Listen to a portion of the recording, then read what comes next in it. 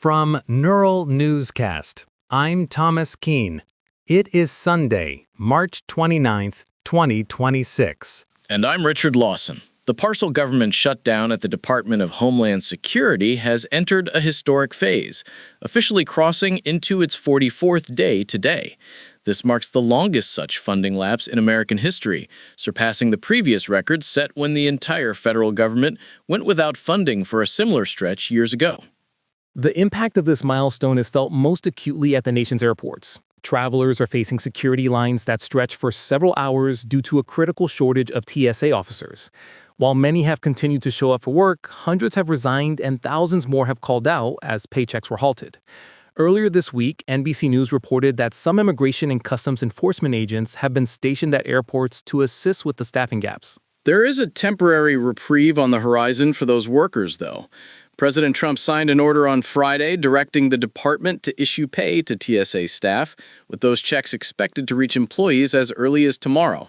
However, that doesn't solve the underlying budget crisis. Negotiators hit a major wall on Friday after the House passed a short-term bill that the Senate has already signaled it won't even consider.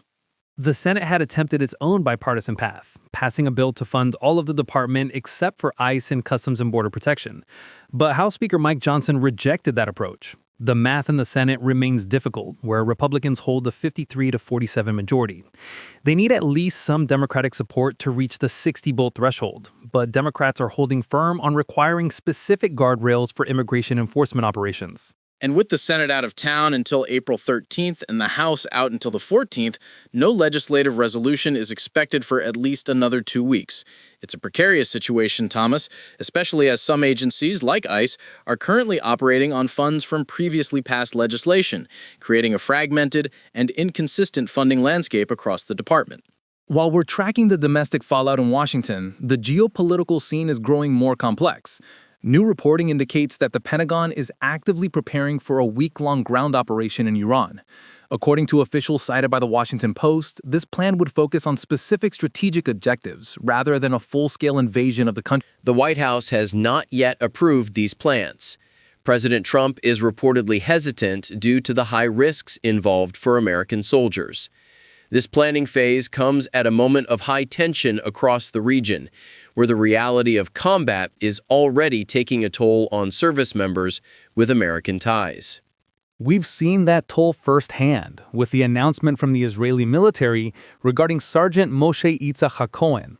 He was a 22-year-old soldier born in New Haven, Connecticut, and was killed during a battle in Lebanon. 3 other soldiers were moderately wounded in that same attack. Hacohen's death is a stark reminder of how these regional conflicts connect back to local communities here in the United States. As the Pentagon evaluates its options for Iran, the ongoing fighting in Lebanon continues to demonstrate the volatility of the current landscape. We'll be watching how these military plans evolve alongside the budget fight at home. I'm Thomas Keene. And I'm Richard Lawson. Neural Newscast is AI-assisted, human-reviewed. View our AI transparency policy at neuralnewscast.com.